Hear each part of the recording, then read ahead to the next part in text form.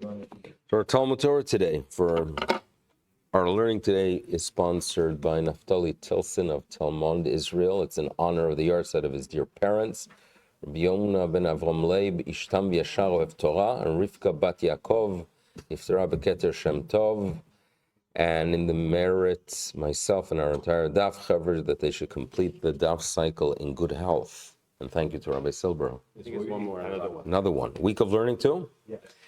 Aaron and Alana Weinberg, with gratitude to Hashem on their 12th anniversary of the refuah of their son, Yonatan Shai. So Baruch Hashem, 12th year, gesund for many years. Amen. Boy. Okay, so we are on the bottom of Samach Hamad Beis, is that right? Sound right? Remember the dispute between we'll get Ravuna, but there was a dispute between Rav and Shmuel. And it relates to fields by a stream. And they have a need to collect the water in some kind of body to irrigate their field. Who has the legal right to do so first? Where Shmuel seems to say it's the one that's closest to the source, on the top of the mountain. And Rav is of the opinion that, listen, naturally it goes downward, so the individual who has the field on the bottom has the first right. So what do you do halachically? Now, there is actually a general rule that when it comes to monetary issues, where you have a dispute between Rav and Shmuel, you follow Shmuel. Here it seems to be, for whatever reason, otherwise, because the Gemara is not going to give us that general statement. So here we have it. Omar Rav Huna bar Tachlifa. So this is, look at the narrow lines, about 6, 7 towards the bottom. You got that? Rav Huna bar Tachlifa says, Hashta, now, de lo itmar hilchasa, that we were not taught regarding this issue, the bottom line, the halacha. Lo kemar velo kemar, not like this master and not like the other master. So what do? Kol de alim gavar. So, in Bab Mitzvah, you have this concept, which the most basic understanding is, the one who is stronger will take charge. So if one of them is a big fellow and the other one's a small guy, you know who's going to win. Others believe, no, come on, this is not a very Jewish way of working out things. In other words, you're telling me that since we don't know, you're going to let the more violent individual to walk away with the legal right. So perhaps it means that the one who could bring proof to court, the strongest proofs in court, are the ones is the one that's going to win. But whatever it is not something that's established, bottom line, black on white, where the courts know what to do. It's a situation that is left with some kind of question mark, and therefore called de alim, the one that is more alim, which actually means violent, believe it or not, gavar. Now, listen to the following story. It's very interesting. Now, you have Rav Shimi bar Ashi. So young Shimi bar Ashi, also lekamei de Abaye. He comes to Abaye. And Omar Lei, he says to Abaye, Lutvan mar beidna. In other words, I have an interest in learning with you. Can you set some time aside for me? Omar Lei, so Abaye responds, listen, the reason I'm Abaye, the reason I'm a scholar is that I learn for myself. In other words, you cannot become a Torah educator if you don't study for yourself. And therefore he notes, Isli idzno ledidi. The time is designated for myself. So he said to him, listen, okay, during the day, you're busy during the day, you cannot go ahead and teach me.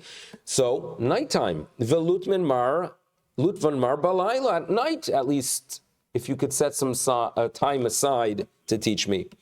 Omar Lei, he says to him, listen, I'm busy. Isli, what do I have? I have a field. You need to irrigate the field. That's what I do at night. Right? So therefore, I'm sorry, I'm busy with my field. Omar Lei, so young Shimi Barashi says to him, listen, I have an option here. Omar Lei, ono mashkina le'lemar. I'll take over that responsibility of irrigating your field, and I'll do it during the day b'yamama, and that's gonna free you up at night, velutman mar belayla, and at night you can teach me Torah. Beautiful. Amar lei lechaye, that's wonderful, good deal. Now it appears that the field of Abaye was smack in the middle of this mountain. So there was a water stream that passed through fields on the top of this mountain. And afterwards it passes Abaye's field, and eventually it reaches the lower fields. So now, legally speaking, those fields that needed a body of water to be filled before you irrigate, Abaye would not be the first one, right? Shmuel would say to you, the one that's on top gets first. Rav would tell you it's the one on the bottom. Everyone would agree that Abaye, that is smack in the middle, is not going to have the legal right to be first. But Shimi is a smart fellow here. And listen to what he does. Azal, so Shimi goes up to the fellow that's on the top of the mountain, Le'iloi, and he knocks on his door and he says to him, by the way, you cannot be the first one to fill your body of water, you cannot be filling your pits, because I believe you should follow Rav, that the right is given to the fellow on the bottom. So you have no right. Okay, and no one's going to argue with Shimi. Then he goes to the fellow who's on the bottom and says, you cannot be the first one to fill your pit, your cistern. Why? Because so to each one he claimed, you don't have the legal right to be the first one. And he took the legal right, being smack in the middle. Okay? So that's what he did. Adahachi, so what did he do in the meanwhile? Sochar miskar, he went ahead and he diverted the stream of water into that pit. And what did he do? Vashke. So he worked things out which Abaye would never do. Shimi was able to do it. He saved time, so he cut some corners. So it appears that his daytime activity for Abaye was limited, and at the same time, he freed up Abaye that he could teach him at night. Kiyoso lekamei de Abaye, he comes to Abaye with a big smile, but Abaye says to him, come on, Omerle, kivei trei avdatli. That's cheating. You can't go ahead and do also like Rav, also like Shmuel. That's no good. Now, Abaye was extremely righteous and did not approve of the activity. So therefore, as a result, that which was yielded, that which was produced by that field, Abaye felt, I need to avoid that. Velota aminu Abaye lepeire, Abaye would not taste the fruit dehishas of that year. That's the story of Abaye. Now, another story that relates to water issues and diverting it was the story of Hanuhu bnei Bei Harmach. So in Bei Harmach, they had an issue that they had a field next to a source of water, but it seems like it did not irrigate their whole field. So what they do, so we'll see the following. The Azul, so here we go again. Hanu bnei Bei Harmach. The Azul karu bereisha de shanvasa. So we have a river or some kind of body of water that passes near that field called the shanvasa. So what they did is that they basically diverted it, that instead of it passing by its field, it went through their field. Seems fair enough. Now, there are people that have fields on the upper part, and as we'll see soon, they're going to be impacted by this diversion, but this is what they do. Ve'ahadru, okay, v'shadia b'shili nahara, and afterwards they let it return back to its original source. Now, how did it impact the people on the top? So it was atu ilai, the individuals that were living uphill. It seems to be that water diverted under them impacts them. So they come lekamei de Abaye omrule, and they said to them, kamit kelin lenaharin. You know what's happening here? The river now, due to the fact that it is flowing slowly throughout their field, throughout the fields that are under us, what's happening is that water, the water itself has been slowed down, And therefore, as a result, the reduction in speed is causing our fields to flood. So that perfect balance, the perfect amount of moisture needed to go ahead and irrigate the field is not taking place. It slowed down the pace, and it's impacting our field. So it seems like that Rabbi was familiar enough, as we saw before, he took charge of irrigating his field, so he came up with a solution. In other words, before he addressed it halachically, he tells them, listen, there's a solution to your problem. What does he tell them? Omar lahu karu bahadayu tfei purta. So what you should do is dig in your area, dig a trench where the water is passing, and if you create, right, a ditch where there's more depth to it, the water will increase in speed and you will avoid your issue. Okay? Seems like a solution, but what happened was that when a few months later there's less water, so you know what happens, the water is going to be lower, and there's small ditches that they create that have water making their way into their fields are not going to be filled. So Abaye, with all due respect, he might be good in knowledge when it relates to irrigation, but he did not see that problem coming. It's impacting our fruit, right? It's drying it up because at a time that there's not enough rain and it's deeper now, so those ditches that we have into our field are not being filled. Omar Lahu, he says, you know what? Now I have to address it halachically. And the people who are on the bottom part of the field actually damage the water flow. So therefore, zilu sliku nafshayu mahatam, you have to go ahead and remove yourself from the diversion, because you cannot go ahead and play games with this natural water source if you're going to be impacting others. Now, back to the Mishnah. The Mishnah was addressing those things that the rabbis tell us that for the sake of peace, we have to go ahead and establish law. One of them was when you have mitzudot, when you have traps for chaya ve'ofot ve'dagim, yesh bahen meshum gezel. In other words, if you go ahead and enter into an area that's really not owned by anyone, and you put up these traps, technically speaking, you did not acquire them. As we'll see soon, these are not traps that have a receptacle. There's no bet kibul, and therefore you cannot really consider it like your vessels. These were traps, for example, strings with some kind of hooks on them, right? So technically speaking, if I put one up in public area, it's not really mine, but the rabbi said for darchei shalom, we consider the person who set it up to be the owner. So what the Gemara is telling us is that be'avazli ve'ahudi, when it comes to traps that actually have an area for the fish or the animal to be trapped into, a bet kibul, or receptacle, in such a case, kula alma lo pligi, there's no dispute there. There's no question that since they have what Rashi calls a toch, there's no question that the owner who placed it there becomes the legal owner of the animals that have entered. Ki pligi, there's only going to be a dispute when it comes to a lechi, some kind of hook or trap. The kukri, a kukri, Rashi tells us, is that they would put a string with hooks in a river. That's what we are told. Now, back to the Mishnah. What did the Mishnah tell us? Mitziyah, cheresh, shote, vekoton, where the Mishnah tells us that technically they do not have the ability to acquire things. The rabbis say for the sake of peace, you have to allow their ownership to be considered ownership. And Rav Yossi tells us this is not just something that we are told as an ideal, but we give the cheresh, shote, vekatan, we give the deaf mute, we give the child a complete legal right that he could come to court with such a claim. And therefore, Rav Yossi says it's a gezel gamur. Explains Rav Chisda, line 3 on Samachalaf,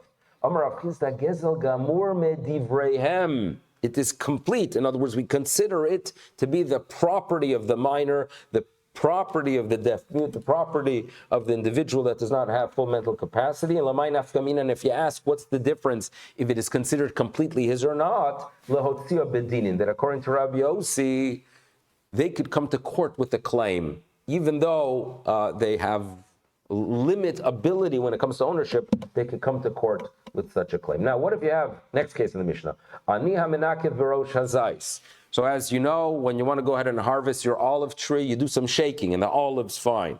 So the poor person makes his way to the top of an olive tree, and you can imagine that it's payah. He has the legal right to do so. He's shaking the tree, the olives fall, technically speaking, you walk by, you can pick them up, because he did not acquire it. It did not enter into his utensils.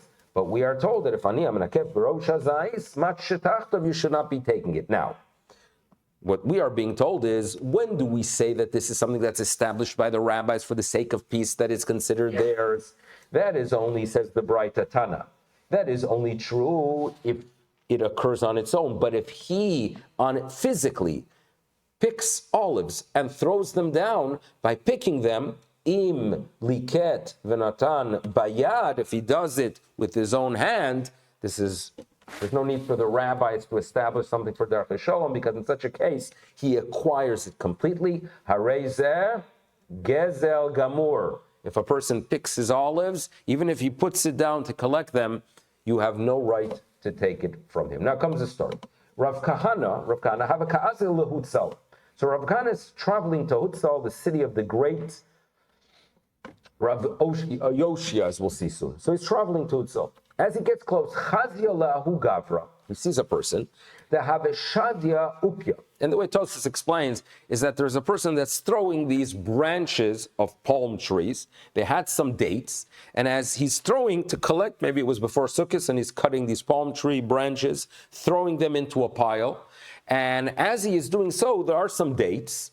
So perhaps Rav Huna felt that, or this is Rav Kahana felt that the intention of the individual is for the branches. If I pick a few dates, there's nothing wrong with that. He did not acquire it, and he had no intention for it. V'kanatran tarmri, so a few of the dates fall off. Comes Rav Kahana, ozal ka menakit v'achol. So he picked a few of the dates, and he ate them. That's what they did in Babylonia. They ate dates. Omar lei, but the individual who was doing so said to him, you know what? You have no right to do so. I wasn't just banging the tree. They did not fall on their own. I did it bayad, with my own hand. And if I did it with my own hand, I acquired it. And since I acquired it, you have no legal right to take the dates. Amar le chaznimar de biyadoi, with my own hand, shadisinu, I threw them down with my own hand. So what Rav Kahana notices is that this individual is a scholar. He knows the law. He knows that there's a difference between just banging a tree and allowing things to fall, which then you don't really technically acquire it. And on the other hand, if you do it by hand, it's completely yours. So therefore he said to him, Omar le ma'asra de Rav Yoshia, you must be from the town of Oshia. You have such knowledge, right? You must be from a community that has a leader that teaches you. Kari alei, and he said that a person like Rav Yoshia, who is sure that those in his community are knowledgeable in areas of Jewish law and halacha, tzaddik yesod olam, the righteous person is the foundation of the world. In other words, when is the righteousness in a community? When its leadership has an awareness that you have to educate others. Now, the Mishnah continues, Ein memachim biyad aniyei nochrim, even though if we have funds in a community and they are designated for our own community, which, although we are concerned for the welfare of humanity, the responsibility starts off with our own people. But if you have such funds and a person who is not Jewish, not a member of the community, comes and requests, you cannot prevent them. You allow them to take. And so to leket shichopeya, if there are within the community, if you have fields and there are gifts that are designated for the members of the community that need it, and others come, don't stop them. Mipnei darchei shalom, for the sake of peace. Like when I was visiting Baltimore during COVID, and the Star K had a service of COVID tests, which were needed to get back into Canada. And it was a service, from my understanding, for the community, and there were others who came as well. That was a very big darchei shalom, for the sake of peace, and it's done throughout the Jewish world, that we have that sensitivity and awareness how we interact with the world. Darchei shalom. Tanu Rabbanan, the rabbi started in a brisa, and this has guided us throughout the ages. Mefarnesim aniyei nochrim. We go ahead and provide for the needs of the poor, even if they are not Jewish. Imaniyei Yisrael, it's done together. Umevakreim cholei nochrim im cholei Yisrael. Right? You go ahead, you enter into a hospital room, and you realize that, especially in Ontario, you had 4 or 5 people in a room. You're visiting one of them, right? And you're being sure to give them words of encouragement. There are others there that need it, even if they're not members of the community. You do so. Derech Shalom. If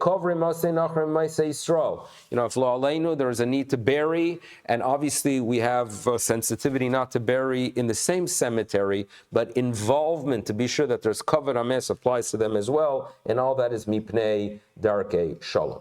Okay, next Mishnah. Now,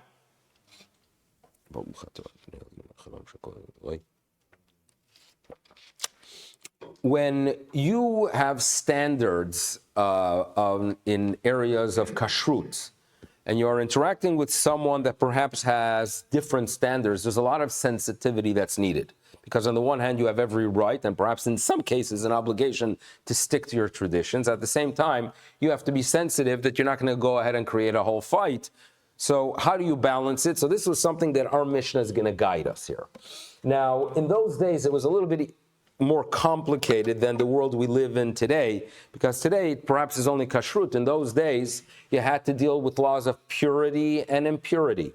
Okay, laws in Eretz Yisrael that relates to Shemitah, the fruits of Shemitah. What about if it was tithed already?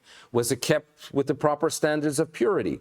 And then there were those in the land of Israel who ate their chulin b'tahara. You all know that if you were a Kohen and you're given truma, it has to be eaten in a state of purity. So too when it comes to the meiser, so too when it comes to the challah.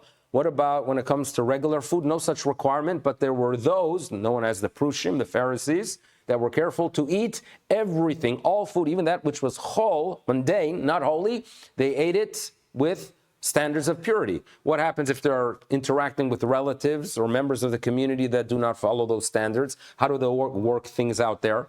So to imagine you are the wife of a member of that community that's very careful with your standards, and you come to the mill, and there's a woman working very, very hard grinding her grain. And she asked for some assistance. But you know that this is grain that was not tithed. You know that this is grain that perhaps is produce of Shemitah at a time that you're not supposed to be eating it. Can you assist her? Can you assist? So these are issues that were extremely sensitive. And we have here a Mishnah that gives us some guidance. So let's keep in mind these challenges as we start reading our Mishnah. So rule number one. Mishnah, Samachala, Masheles Isha lechaverta. A woman is allowed to go ahead and lend to her to another woman, to her colleague, to her friend. Hachashuda al hashvis. Now, as you know, there's a time Shemitah fruit it's a mitzvah to eat it. But there are guidelines. And for example, at a time when when the specific fruit is no longer available in the field, a person has the obligation to do something called bi'ur.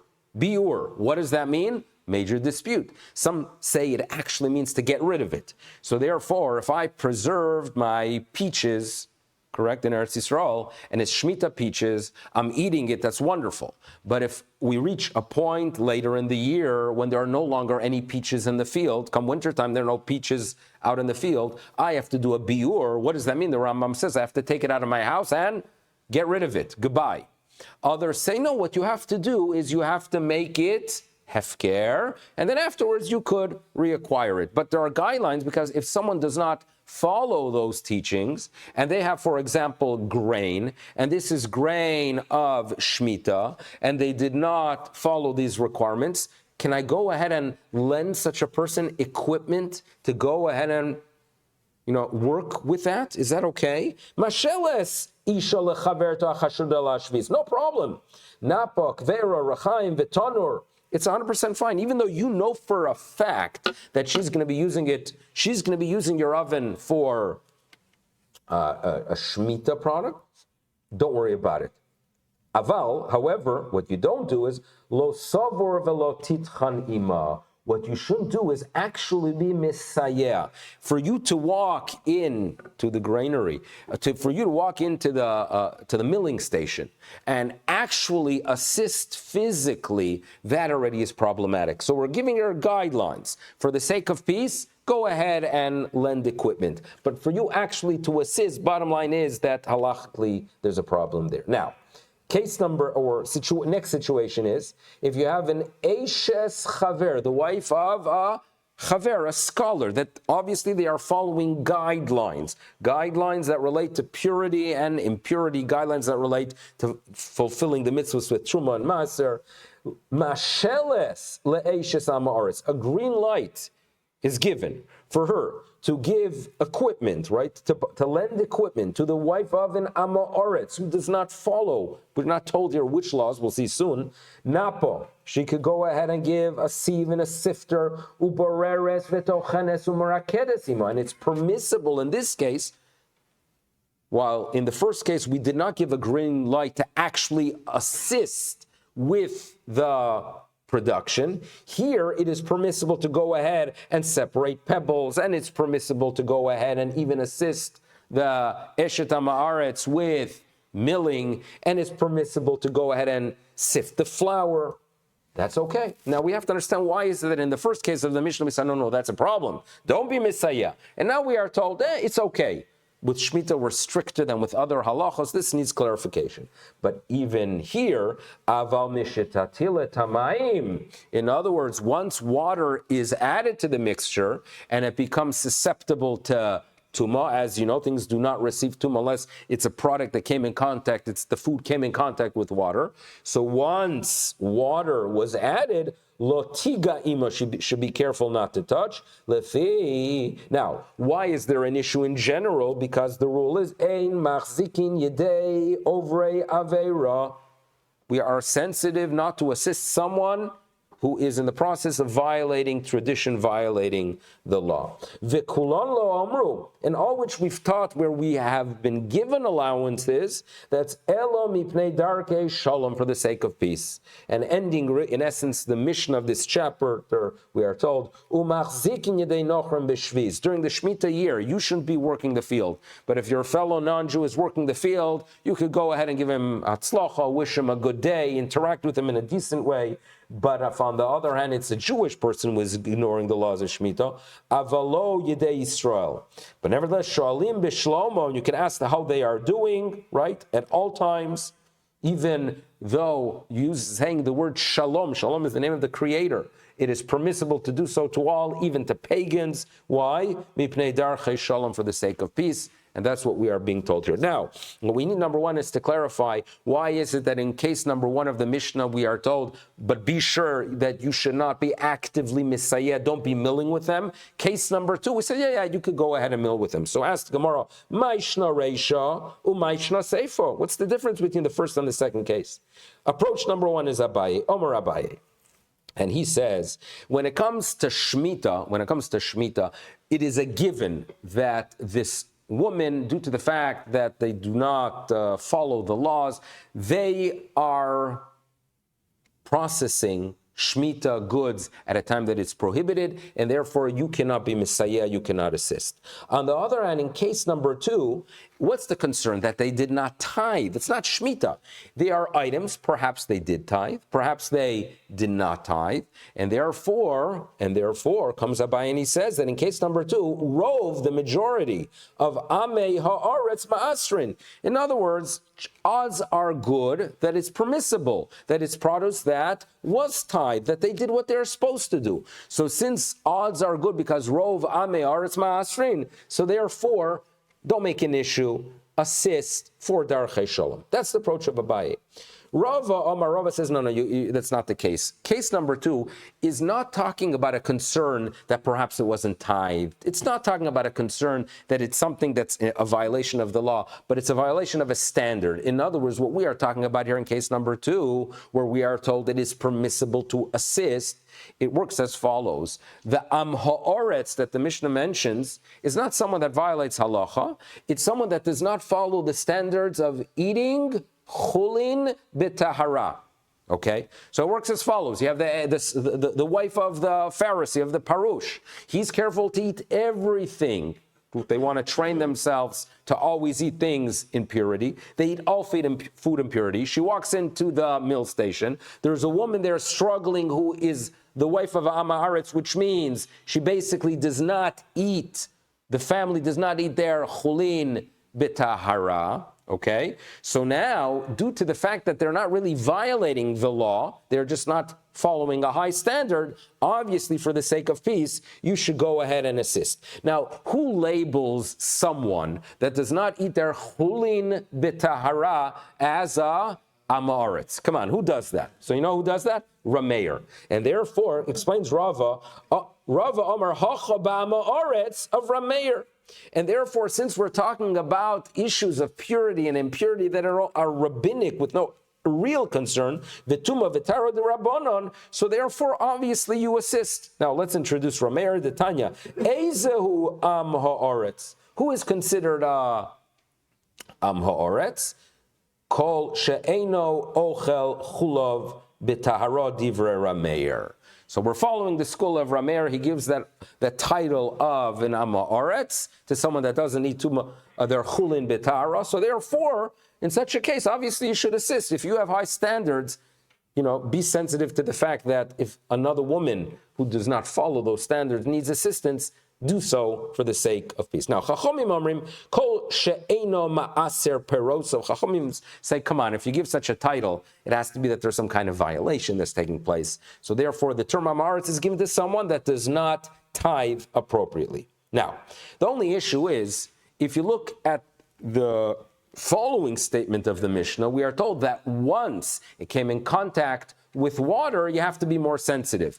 Now, if so, v'hamidekatani seifa, from what we are told in the last case, mishetatilis hamayim lo siga, that once water came in contact with it, then you don't touch it. Okay, so therefore, if only there you introduced issues that relate to purity and impurity, in other words, if you say when water comes in contact, then already be careful because you're going to have to address a concern that relates to purity and impurity. So if case 3 makes reference to something that is talking about purity and impurity, that seems to indicate that case 2 was not talking about purity and impurity. Michlal dereisha, it appears that the case number 2, lav betuma betara skinan. In other words, you, Rabbi, want to tell me that case number 2, where we're given a green light to assist, is talking about a concern about purity and impurity, and it's someone that simply does not eat chulin b'tahara. But from the language of the Mishnah, it seems to be that only case number 3 is bringing tuma and tara into the discussion, because only there we talk about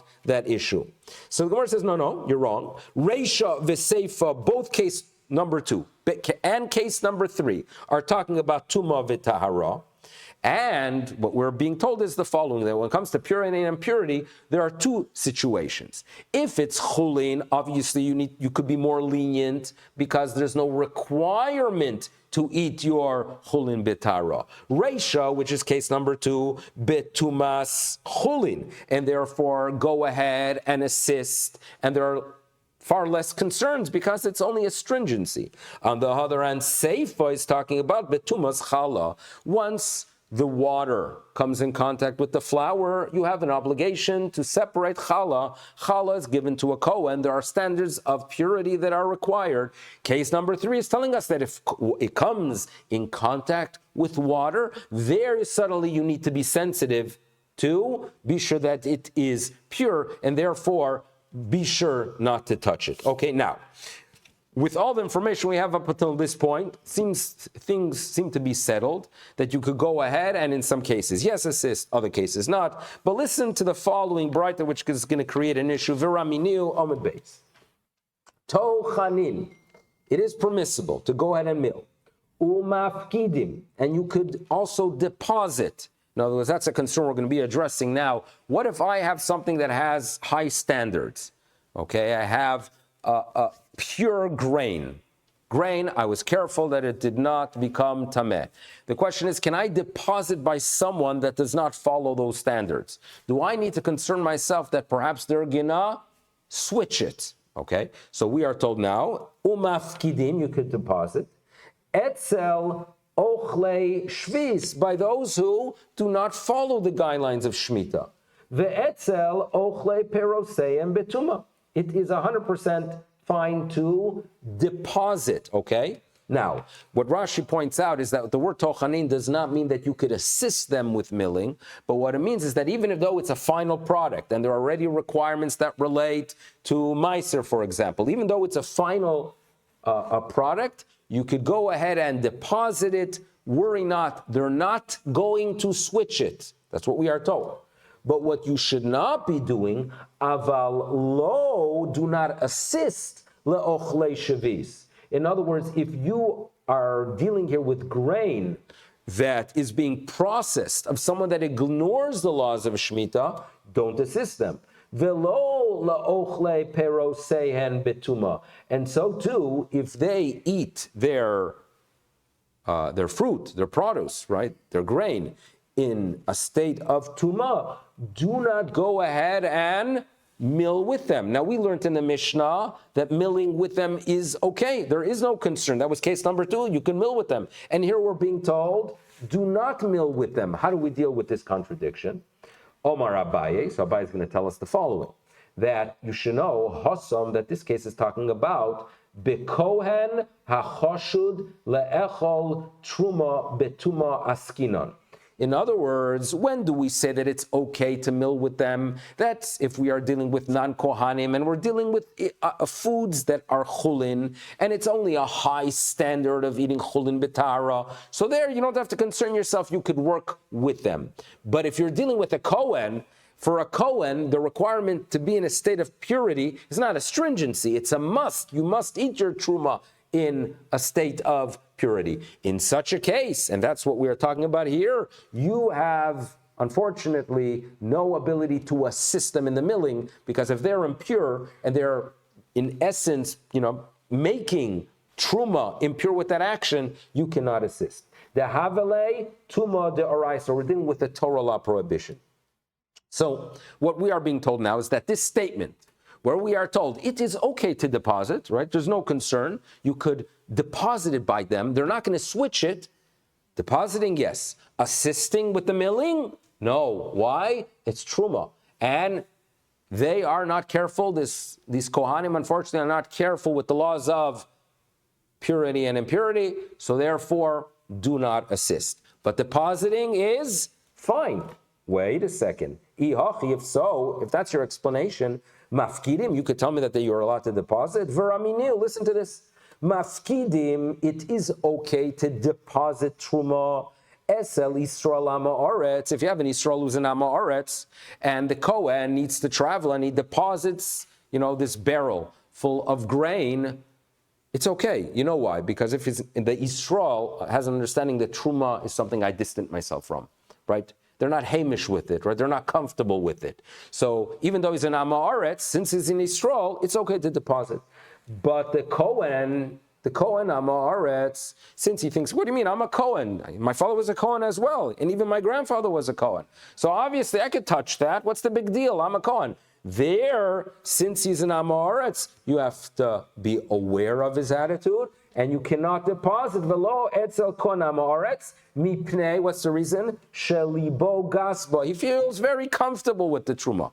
So we just explained earlier that we are okay with depositing the grain by the Kohen. And now we are being told that's not acceptable because libo gasba. How do you deal with the contradiction? Right? So in what case can we, yes, deposit by the Kohen? So comes Rabbi Loi, Bekli Cheres. We're talking about an earthenware vessel that it is not, you cannot transfer tumah by touching it on the outside. The only way you can impart tumah on the food is by touching it from the top. But is hamukaf tsamid patil. It is sealed with a string. It's sealed well. This is the Tupperware of once upon a time. And therefore, since it is sealed, and you know that you could close it in a way that there's an indication that it was not opened, in such a case, there's no concern. Why is there no concern? He's not going to be able to touch it. There you could deposit. Well, the Gemara asks, wait a second, there's actually is a tumah that could be imparted on such a situation, because velichush, concern yourself, shema tesitena, might be moved, ishtonida, which does impart tumah. So therefore, the Gemara is going to say that there's a much better and more logical way to address this issue, When do you say that it is a problem to deposit it by them? That's if it already became susceptible to tumah. When is there no issue? Before it came in contact with water. Elo Omar Rav Yirmiya Lokasha, there's no contradiction. Kan bepeiros she'uchsheru, if they came in contact with water and therefore they're susceptible to tumah, obviously there's going to be a concern if you give it to the Kohen Amaris because he's going to feel, I have every right to touch it. Kan, and where is there no concern?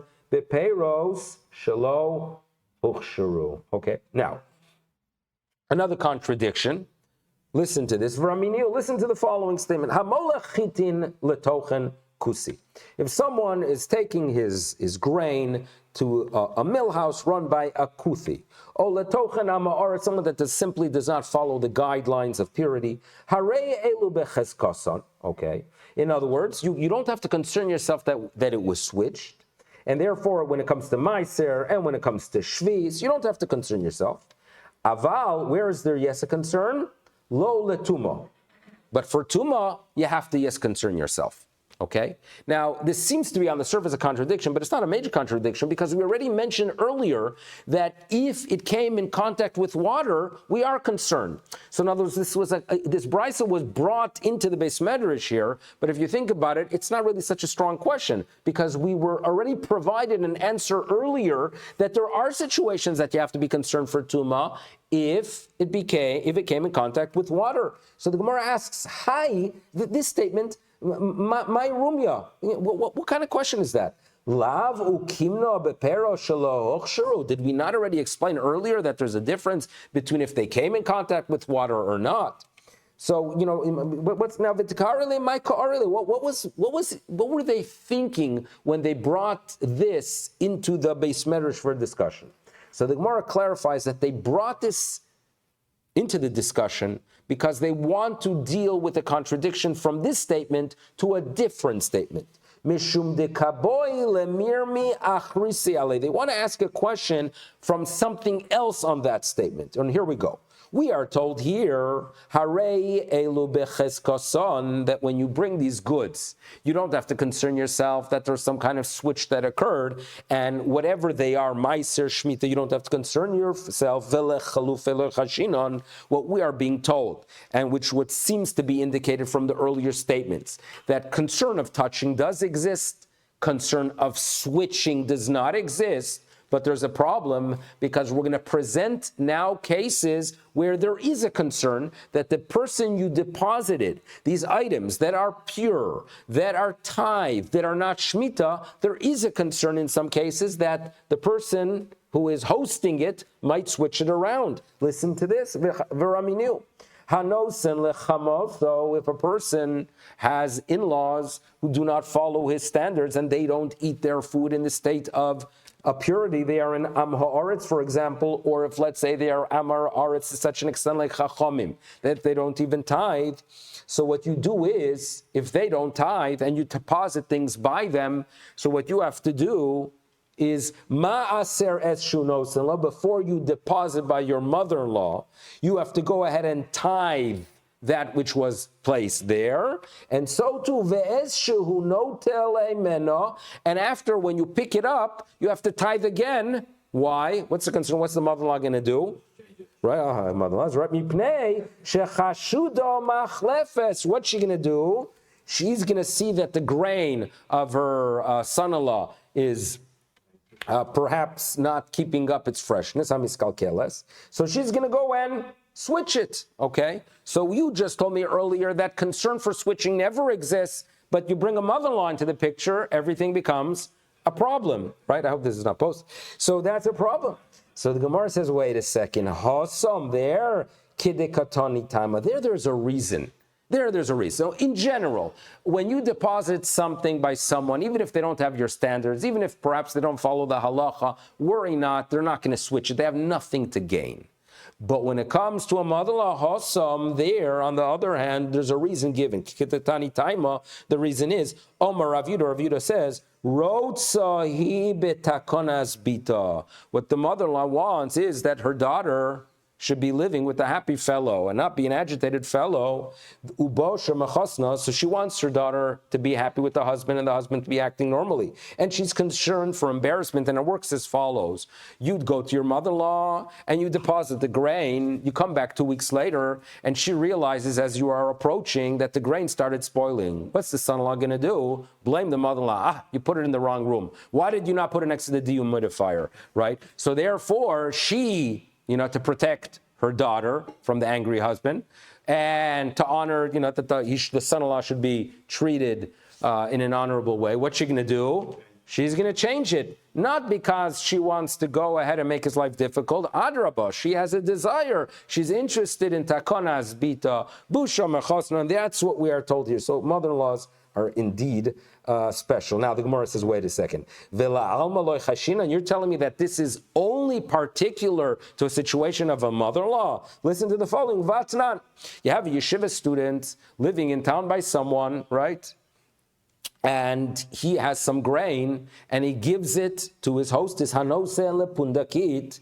She does not follow the standards that he follows. She's not careful with tithing, right? And he is. So therefore, there too we are told, he has to tithe that which, right, he gives, because she might eat it. And when he gets it back, he has to tithe again.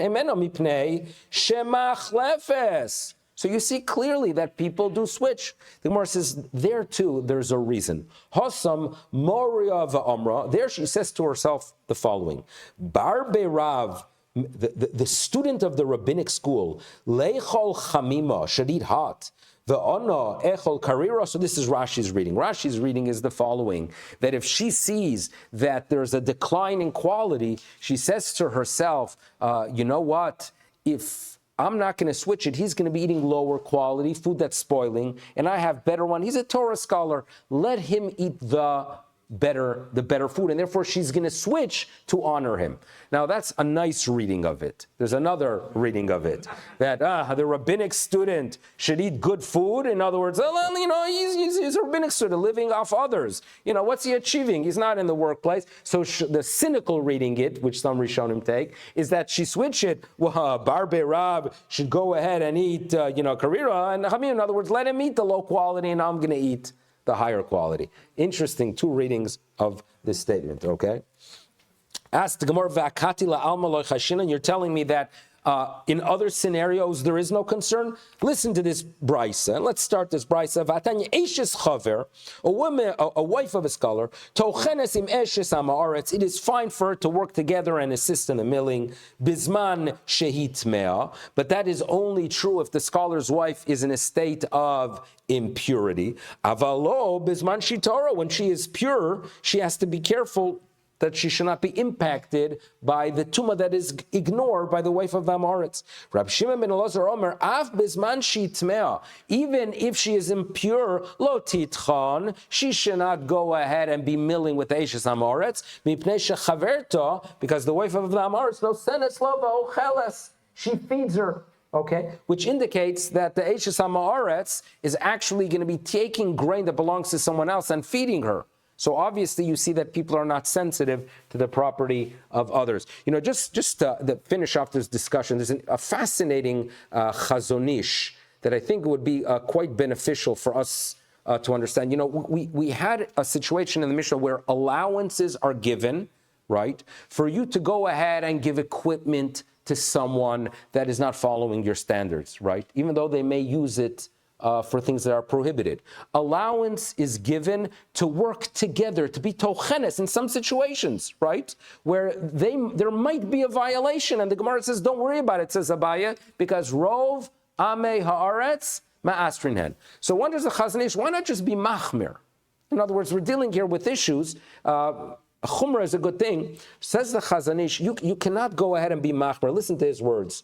Because if you're going to be machmir, right, and just not do it, you're violating something else. Because by being machmir and not assisting and not treating them with decency, nimna chesed v'darkei chaim v'sholom matzmeinu umehem. If you're going to be machmir, you know what you're going to be causing? Machlokas. Okay. V'chayovin anachnu, he writes, we have an obligation la'achyotav v'lativ la'imahim. Maybe they're not following our standards, but we have an obligation to go ahead and be sure that they are living and taking care of their needs and doing good for them. And how much more? So kol sheken shelo leharbot sinah.